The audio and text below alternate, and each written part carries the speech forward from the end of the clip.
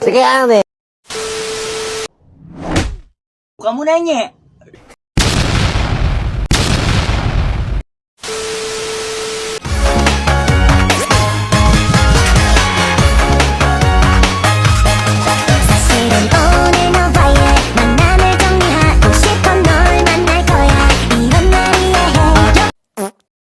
Teori ekonomi dan ruang lingkupnya. Teori ekonomi secara umum bisa dibilang bahwa ekonomi adalah sebuah bidang kajian tentang pengurusan sumber daya material individu, masyarakat, dan negara untuk meningkatkan kesejahteraan hidup manusia. Karena ekonomi merupakan ilmu tentang perilaku dan tindakan manusia untuk memenuhi kebutuhan hidupnya yang bervariasi, berkembang dengan sumber daya yang ada melalui pilihan-pilihan kegiatan, produksi, konsumsi, atau distribusi. Ilmu ekonomi positif membahas deskripsi mengenal fakta, situasi, dan hubungan yang terjadi dalam ekonomi umum. Ekonomi positif merupakan ilmu yang melibatkan jin dalam masalah spontan yang terjadi. Oleh karena itu, ilmu ekonomi netral terhadap nilai-nilai. Artinya, ilmu ekonomi positif atau bebas nilai hanya menjelaskan apakah harga itu dan apakah yang terjadi jika harga itu naik atau turun, bukan apakah harga itu adil atau tidak. Ilmu ekonomi naratif hanya membahas pertimbangan-pertimbangan nilai etika. Ilmu ekonomi normatif beranggapan bahwa ilmu ekonomi harus melibatkan diri dalam mencari jawaban atas masalah apakah yang seharusnya terjadi. Ilmu ekonomi sebagai bagian dari ilmu sosial tentu berkaitan dengan bidang disiplin akademis ilmu sosial lainnya, seperti ilmu politik, sosiologi, psikologi, antropologi, sejarah, geografi, dan lain-lain. Sebagai disiplin yang mengkaji tentang aspek hukum ekonomi dan tingkah laku manusia, juga berarti mengkaji peristiwa-peristiwa ekonomi yang terjadi di dalam masyarakat.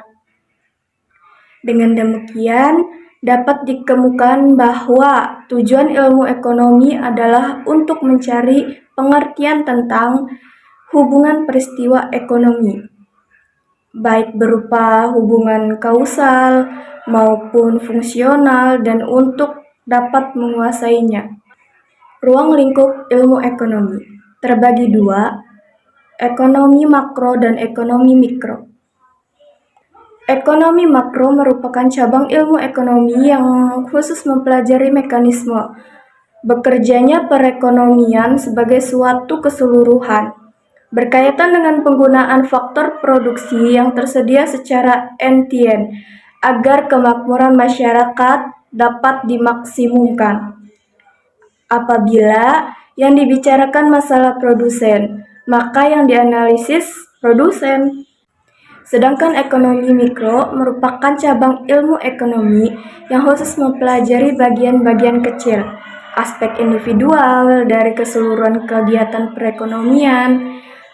Analisis dalam teori ekonomi mikro antara lain meliputi perilaku pembeli, konsumen, dan produsen secara individual dalam pasar.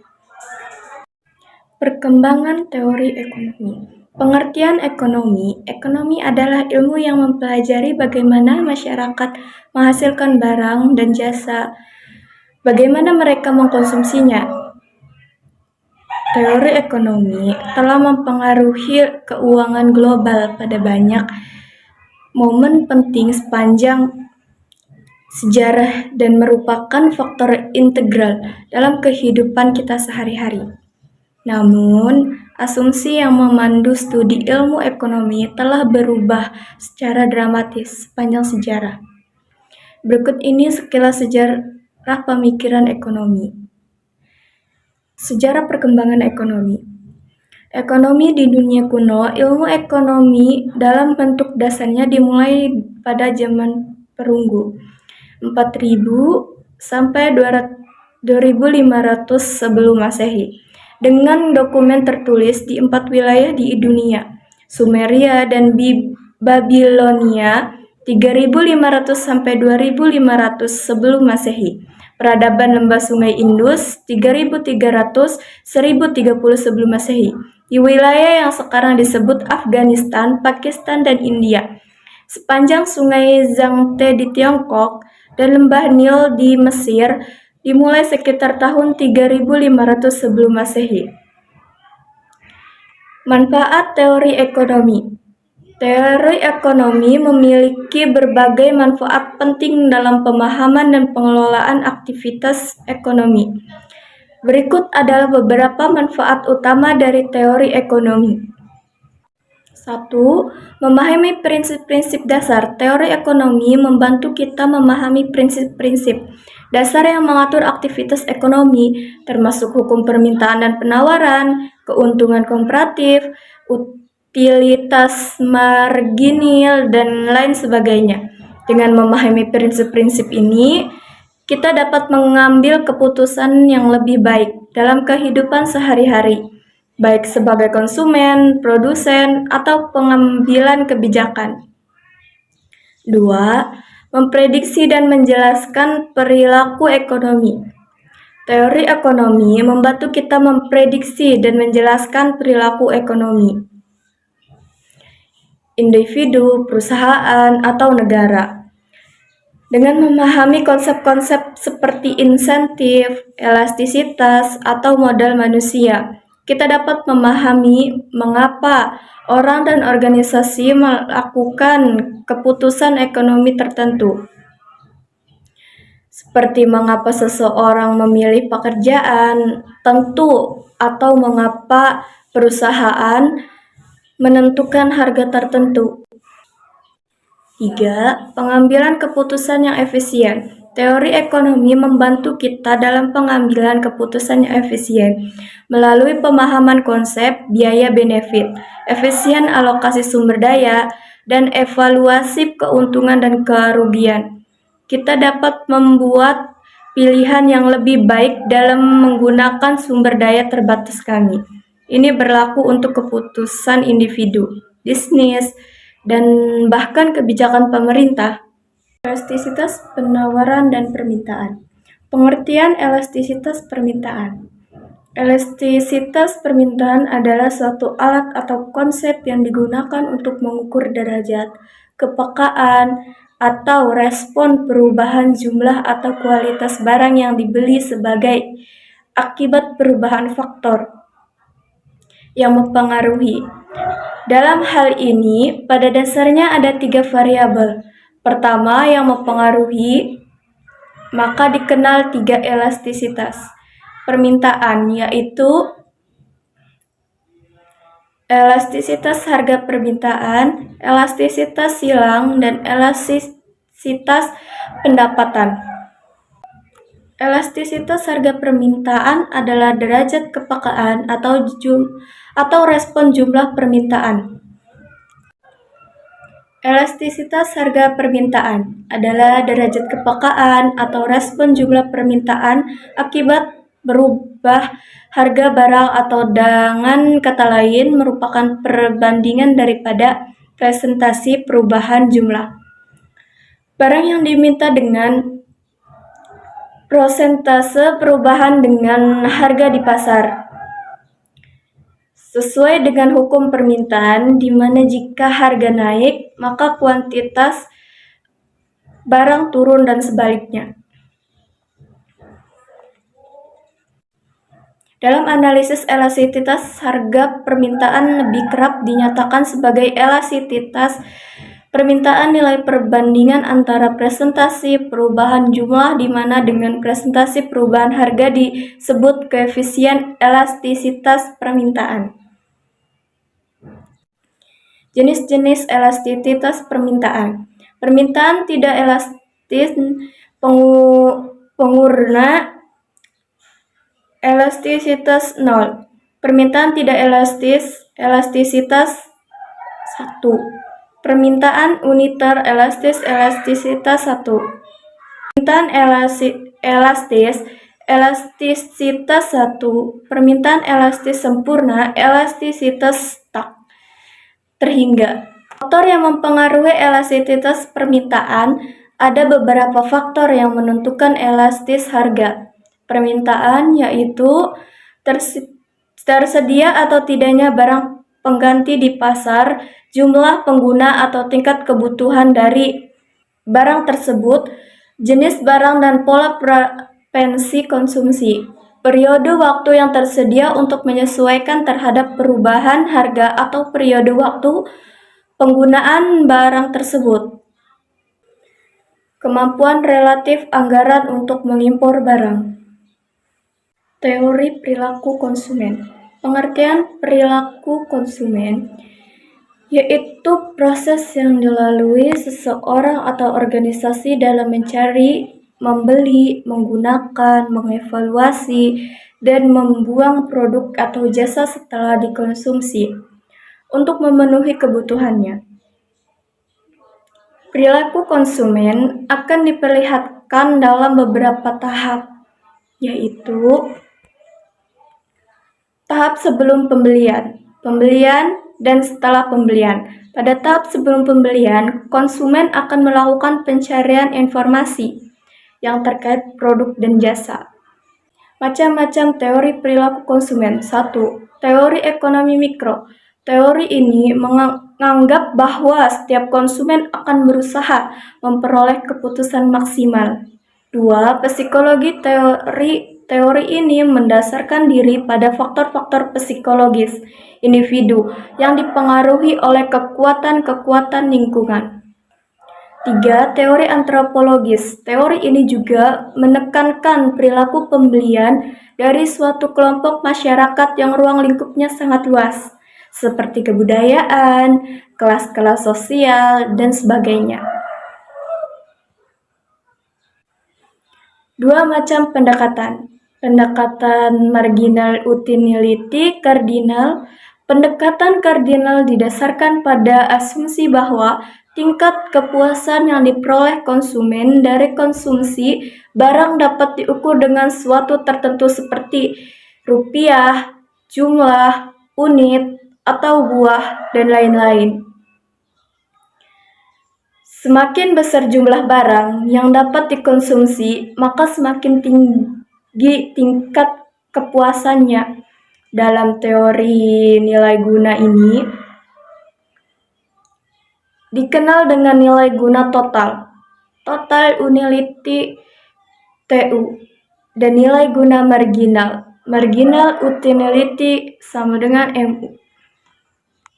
Pendekatan ordinal. Pendekatan ini menyatakan bahwa utilitas tidak dapat dihitung, melainkan hanya dapat dibandingkan. Jadi, menurut teori ini yang berlaku adalah apakah seorang konsumen lebih menyukai kombinasi barang tertentu daripada kombinasi barang lainnya. Dengan kata lain, pendekatan ini lebih memberikan penekanan pada preferensi dengan membuat peringkat atau urutan-urutan kombinasi barang yang dikonsumsi. Prinsip-prinsip dasar dalam analisis perilaku konsumen. 1. Kelengkapan dan terbatasnya pendapat. 2. Konsumen mampu membandingkan biaya dengan manfaat. 3. Tidak selamanya konsumen dapat memperkirakan manfaat dengan tepat. 4. Setiap barang dapat didistribusi dengan barang lain. 5. Konsumen tunduk terhadap hukum berkurangnya tambah kepuasan. The law of diminishing marginal utility.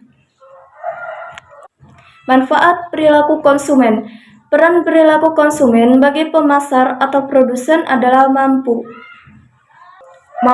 memahami mengapa dan bagaimana konsumen mengambil keputusan, sehingga pemasar atau produsen dapat merancang strategi pemasaran dengan baik. Mampu memahami mengapa dan bagaimana konsumen mengambil keputusan, sehingga pemasar atau produsen dapat merancang strategi pemasaran dengan baik. Teori biaya dan permintaan. Teori biaya. Biaya adalah jumlah uang atau sumber daya yang dikeluarkan atau dikorbankan untuk mendapatkan atau menghasilkan suatu barang atau jasa. Ini mencakup semua pengeluaran yang terjadi dengan proses produksi, distribusi, atau penyediaan barang atau layanan tertentu. Bisa biaya terdiri dari beberapa elemen, termasuk bahan baku, tenaga kerja, overhead, biaya administrasi, biaya operasional, dan banyak lagi, tergantung pada konteksnya. Biaya produksi. Pada saat melakukan suatu kegiatan usaha, setiap individu atau kelompok pasti memerlukan biaya yang digunakan untuk memproduksi suatu barang yang dihasilkan, tidak terkecuali seorang petani. Petani membutuhkan biaya produksi untuk menghasilkan tanaman yang diproduksinya. Biaya produksi yang dikeluarkan seorang petani selama melakukan kegiatan usaha tani antara lain untuk membayar biaya perawatan tanaman seperti pembelian obat pembasmi hama dan juga pupuk yang dapat meningkatkan kualitas tanaman. Permintaan. Teori biaya. Biaya adalah jumlah uang atau sumber daya yang dikeluarkan atau dikorbankan untuk mendapatkan atau menghasilkan suatu barang atau jasa. Ini mencakup semua pengeluaran yang terkait dengan proses produksi, distribusi, atau penyediaan barang atau layanan tertentu. Biaya bisa terdiri dari berbagai elemen, termasuk bahan baku, tenaga kerja, overhead, biaya administrasi, biaya operasional, dan banyak lagi, tergantung pada konteksnya. Biaya produksi. Pada saat melakukan suatu kegiatan usaha, setiap individu atau kelompok pasti memerlukan biaya yang digunakan untuk memproduksi suatu barang yang dihasilkannya, tidak terkecuali seorang petani. Petani membutuhkan biaya produksi untuk menghasilkan tanaman yang diproduksinya. Biaya produksi yang dikeluarkan seorang petani selama melakukan kegiatan usaha tani antara lain untuk membayar biaya perawatan penanaman seperti pembelian obat pembasmi hama dan juga pupuk yang dapat meningkatkan kualitas tanaman yang diproduksi petani. Teori dan biaya dan penerimaan. Teori biaya dan penerimaan adalah konsep-konsep dasar dalam ekonomi yang digunakan untuk memahami bagaimana perusahaan membuat keputusan produksi dan menentukan. Teori biaya dan penerimaan. Teori biaya dan penerimaan adalah konsep-konsep dasar dalam ekonomi yang digunakan untuk memahami bagaimana perusahaan membuat keputusan produksi dan menentukan tingkat output dan optimal. Macam-macam biaya produksi. 1. Biaya tetap, fixed cost. Biaya tetap merupakan biaya yang dalam kurun waktu tertentu jumlahnya tetap dan tidak berubah. Biaya ini tidak tergantung dari banyak sedikitnya barang atau output yang dihasilkan. Misalnya biaya gaji pegawai tetap, manajer, sewa tanah, penyusutan mesin, bukan bunga peminjaman bank. 2. Biaya variabel. Biaya variabel merupakan pengeluaran yang jumlahnya tidak tetap atau berubah-ubah sesuai dengan jumlah output yang dihasilkan. Jadi semakin banyak jumlah produksi yang dihasilkan, semakin besar pula biaya variabelnya. Misalnya biaya bahan baku, bahan pembantu, bahan bakar, dan upah tenaga kerja langsung. 3. Biaya total. Biaya total merupakan jumlah seluruh biaya yang dikeluarkan untuk memproduksi semua output, baik barang maupun jasa. Biaya ini tetap dihitung dengan menggunakan biaya tetap total dengan biaya variabel total. Teori penerimaan dan pendapatan. Pendapatan adalah total penerimaan yang diperoleh pada periode tertentu. Perusahaan yang menginginkan laba maksimum dan mengambil keputusan secara marginal, di mana perusahaan dapat menyesuaikan variabel-variabel yang bisa dikontrol untuk memungkinkan peroleh laba yang maksimum. Hubungan antara teori biaya dan penerimaan. Hubungan antara teori biaya dan penerimaan ekonomi. Hubungan antara teori biaya dan penerimaan. Hubungan antara teori biaya dan penerimaan erat kaitannya dalam analisis ekonomi dan bisnis. Kedua teori ini saling mempengaruhi dan membantu perusahaan atau individu dalam pengambilan keputusan yang berkaitan dengan operasi, investigasi, atau kebijakan. Harga dan kebijakan penetapan harga. Penetapan harga produk atau layanan secara tepat sangat mempengaruhi penerimaan. Penentuan harga dapat dipengaruhi oleh persaingan, permintaan pasar, dan strategi pemasaran. Analisis profitabilitas. Teori biaya membantu dalam pemahaman biaya produksi atau operasi perusahaan. Dalam kombinasi teori penerimaan, perusahaan dapat menilai profitabilitas produk atau layanan mereka dengan membandingkan biaya produksi, biaya tetap, dan biaya variabel dengan penerimaan yang dihasilkan. Teori penerima dan pendapatan. Pendapatan adalah total penerimaan yang diperoleh pada periode tertentu. Perusahaan yang menginginkan laba maksimum akan mengambil keputusan secara marginal, di mana perusahaan dapat menyesuaikan variabel yang bisa dikontrol untuk memungkinkan memperoleh laba yang maksimum. Faktor-faktor yang mempengaruhi biaya. Biaya bahan baku. Harga dan ketersediaan bahan baku dapat mempengaruhi biaya produksi. Harga bahan baku yang tinggi atau fluktuasi harga dapat meningkatkan biaya produksi. Biaya tenaga kerja. Tingkat upah, jumlah tenaga kerja yang diperolehkan, dan produktivitas pekerja dapat mempengaruhi biaya tenaga kerja. Upah minimum, tarif pekerjaan, dan kebijakan karyawan dalam mempengaruhi biaya tenaga kerja. Elastisitas harga. Elastisitas harga menunjukkan sejauh mana perubahan harga mempengaruhi permintaan. Permintaan yang elastis akan memproses lebih kuat terhadap perubahan harga, sementara permintaan pengembangan produksi inovasi.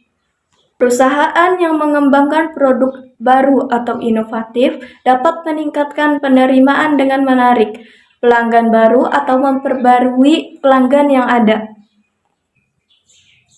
Teori produksi dan kegiatan perusahaan. Bentuk-bentuk organisasi perusahaan adalah institusi atau lembaga yang menggunakan atau memanfaatkan dan mengorganisasikan faktor-faktor produksi untuk menghasilkan suatu barang-barang dan jasa-jasa. Perusahaan ditinjau dari sudut teori ekonomi. Dalam teori ekonomi, pemisalan terpenting dalam menganalisis kegiatan perusahaan adalah mereka akan melakukan kegiatan memproduksi sampai kepada tingkat di mana keuntungan mereka mencapai tujuan yang maksimum. Keuntungan atau kerugian adalah perbedaan hasil penjualan dan biaya produksi. Keuntungan diperoleh apabila hasil penjualan melebihi dari biaya produksi dan sebaliknya. Fungsi produksi. Fungsi produksi adalah hubungan teknis antara faktor produksi input dengan hasil produksi output. Fungsi produksi. Fungsi produksi adalah hubungan teknis antara faktor produksi input dengan hasil produksi output. Secara matematis, hubungan teknis tersebut dapat ditulis output sama dengan F, TK, M, TS. Teori produksi dengan satu faktor berubah teori produksi yang sederhana, menggambarkan mengenai hubungan di antara tingkat produksi suatu barang dengan jumlah tenaga kerja yang digunakan untuk menghasilkan berbagai tingkat produksi barang tersebut. Teori produksi dengan dua faktor berubah. Misalnya yang dapat diubah adalah tenaga kerja dan modal. Kedua faktor produksi ini dapat dipertukarkan penggunaannya, yaitu tenaga kerja dapat menggantikan modal dan sebaliknya. Kurva produksi sama isoquat. Isoquat adalah kurva yang menggambarkan berbagai kombinasi penggunaan dua faktor produksi variabel secara efisien, meminimumkan biaya atau memaksimumkan produksi. Maksimumkan produksi, meminimumkan hasil lebih yang semakin berkurang. Hukum hasil lebih yang semakin berkurang menyatakan bahwa apabila faktor produksi yang dapat diubah jumlahnya terus-menerus ditambah sebanyak 1 unit, pada mulanya produksi total akan semakin banyak pertambahannya. Tetapi sesudah mencapai suatu tingkat tertentu, produksi bertambah, semakin berkurang dan akhirnya mencapai nilai negatif. Pengertian pasar. Bagaimanapun bentuknya, pasar adalah suatu sarana yang di dalamnya ada unsur penjual dan pembeli, baik itu pasar tradisional, pasar modern, dan banyak lagi macam bentuknya. Di dalam pasar juga merupakan tempat bertemunya antara penjual dan pembeli, baik secara langsung ataupun tidak. Kebanyakan pasar yang ada merupakan pasar yang hubungan antara pembeli dan penjualnya langsung, tapi banyak juga pasar yang antar penjual dan pembelinya berhubungan secara tidak langsung. Fungsi pasar. 1. Alokasi sumber daya. 2. Penentuan harga. 3. Kompetisi. 4. Distribusi pendapatan. 5. Informasi. 6. Fleksibilitas. 7. Stabilitas ekonomi. Sistem struktur pasar. Struktur pasar adalah penggolongan produsen kepada beberapa bentuk pasar berdasarkan pada ciri-ciri seperti jenis produk yang dihasilkan, banyaknya perusahaan dalam industri, mudah tidaknya keluar atau masuk ke dalam industri, dan peranan iklan dalam kegiatan industri. Pada analisa, ekonomi dibedakan menjadi pasar persaingan sempurna dan pasar persaingan tidak sempurna yang meliputi monopoli, oligopoli, duopoli, monopolistik, monopsoni, duopsoni, dan oligopsoni. Pasar persaingan sempurna. Jenis pasar persaingan sempurna terjadi ketika jumlah produsen yang sangat banyak sekali dengan memproduksi produk yang sejenis dan mirip dengan jumlah konsumen yang banyak. Contohnya produknya adalah seperti beras, gandum, batu bara, kentang, dan lain-lain. Pasar persaingan tidak sempurna. 1. Pasar monopoli. Pasar monopoli adalah suatu bentuk interaksi antara permintaan dan penawaran di mana hanya ada suatu penjual atau produsen yang berhadapan dengan banyak pembeli atau konsumen. 2. Pasar oligopoli.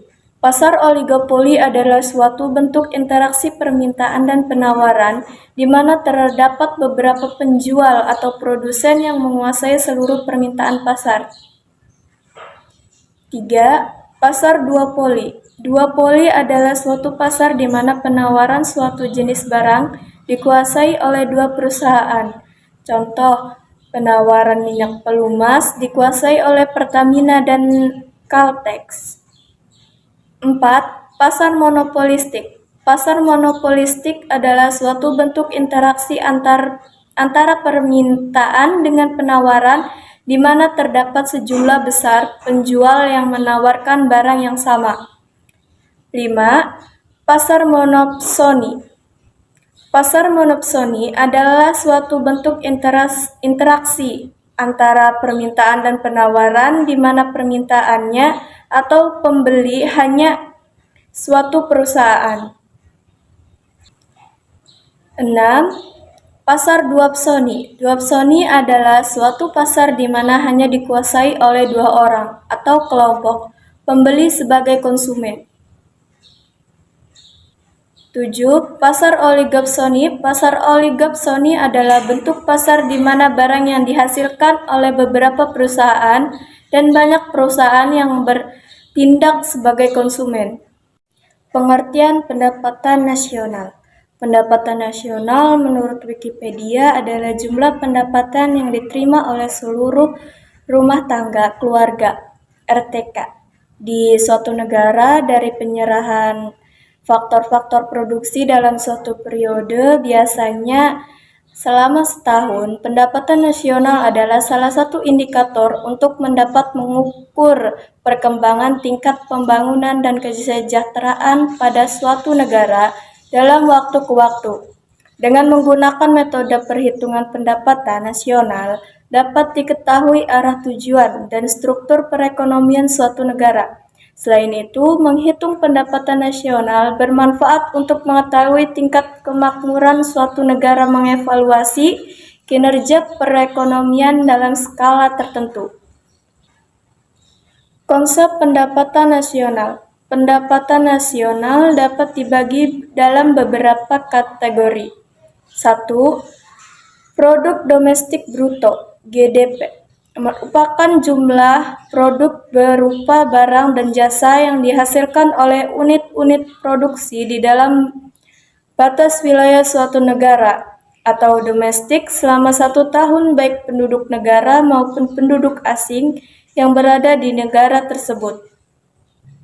2. Produk nasional bruto (GNP). Nilai produksi berupa barang dan jasa yang dihasilkan oleh penduduk suatu negara selama 1 tahun, termasuk yang dihasilkan oleh warga negara tersebut yang berada di luar negeri.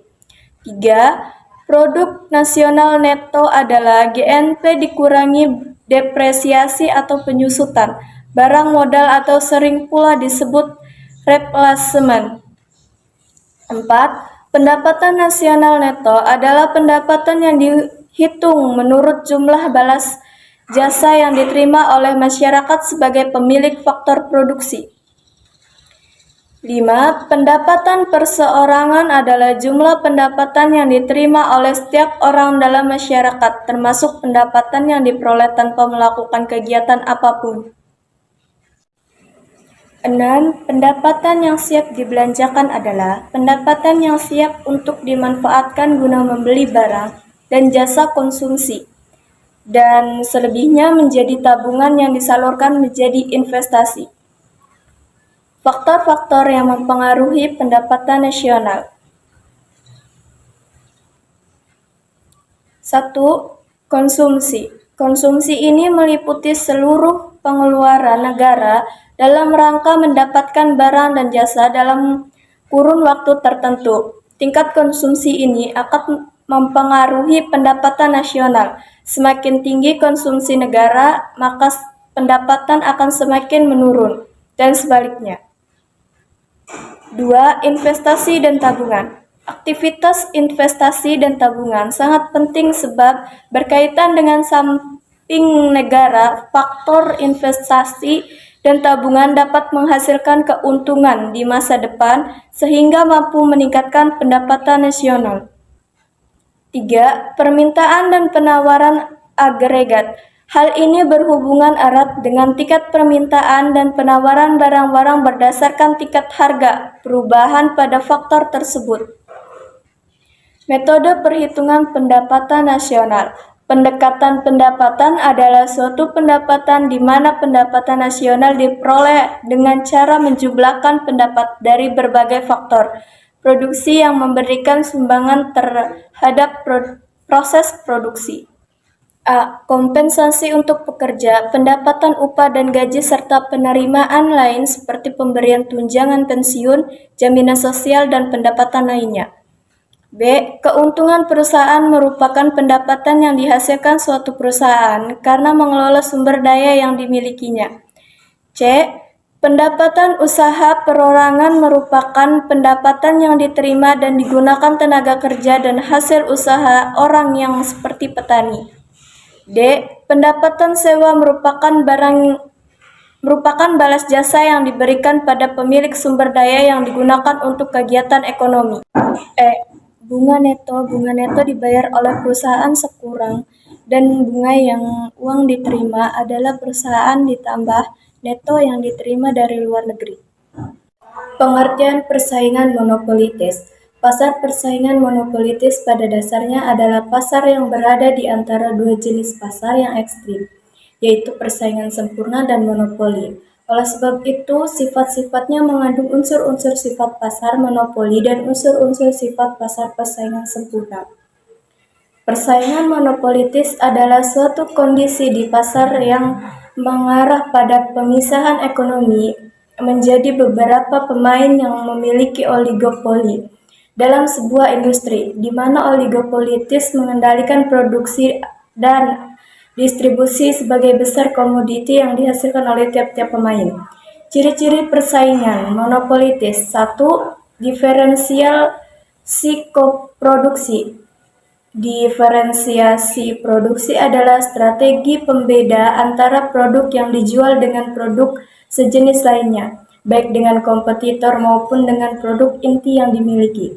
2. Pemahalan produk. Pemahalan produk merujuk pada keseluruhan pengaturan tentang karakteristik, kegunaan, dan manfaat dari produk atau layanan yang dijual. 3. Kebebasan masuk dan keluar pasar. Kebebasan masuk dan keluar pasar merujuk pada kemampuan perusahaan untuk memasuk dan keluar dari pasar dengan mudah dan efisien. 4. Kurva permintaan yang elastis. Kurva permintaan yang elastis menggambarkan hubungan antara harga suatu produk dan jumlah yang diminta, di mana perubahan harga yang menyebabkan perubahan jumlah yang diminta dalam proporsi yang lebih besar. Fungsi persaingan monopolitis. 1. Fungsi mengakumulasi pemain di pasar. Persaingan monopolitis dapat mengakumulasi pemain di pasar karena pemain lain harus bergantung pada pemain dominan untuk berkelangsungan mereka di pasar. 2. Mengisaskan pemain ke dalam pasar. Persaingan monopolitis dalam mengisaskan pemain ke dalam pasar karena pemain lain harus bergantung pada pemain dominan untuk keberlangsungan mereka di pasar. 3. Untuk memungkinkan perusahaan menetapkan harga yang sedikit berbeda berdasarkan diferensiasi produk. Sistem persaingan monopolistik memungkinkan adanya inovasi dan pengembangan produk baru. Sistem persaingan monopolitis. 1. Ketidakpuasan terhadap pasar sempurna dan monopoli. Karena kekhawatiran dari sistem pasar monopolistik, produsen mungkin lebih puas dengan sistem pasar sempurna dan pasar monopoli. Sangat melimpah.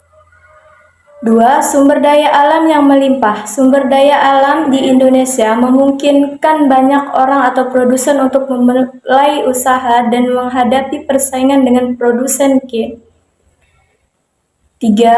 Produk diferensial yang tidak terlalu tinggi. Diferensial produk yang tidak terlalu tinggi membuat setiap produsen lebih mudah dalam memaksimalkan keuntungan.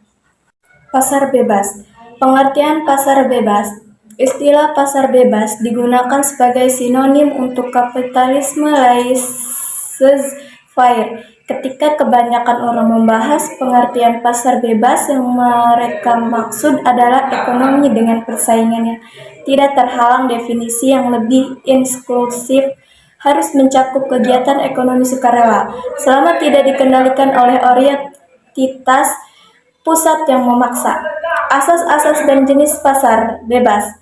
Asas-asas pasar bebas. Peran hukum dalam pasar bebas ASEAN. Apakah hukum Opermem seperangkat ketentuan mengenai tingkah laku manusia dalam masyarakat yang berdasarkan kesepakatan bersama diri masyarakat tersebut di mata berlakunya ketentuan itu dipaksakan oleh ketentuan dari luar.